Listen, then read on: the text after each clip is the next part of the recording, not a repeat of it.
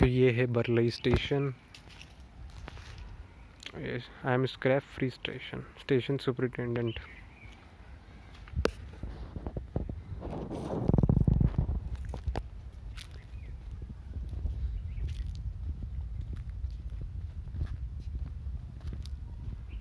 नया वो भी बन रहा है कुछ शेड,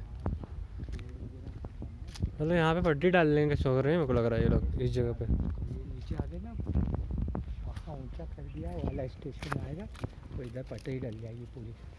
ये भी नया बना है। पूरी पटरी डलेगी उधर, इधर पटरी डलेगी और ये शेड बन गया बस।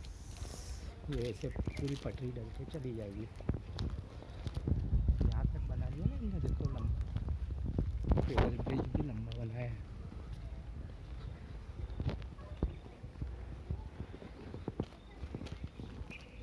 सब स्टेशन मास्टर और सबके बन रहे हैं, काम चल रहा है।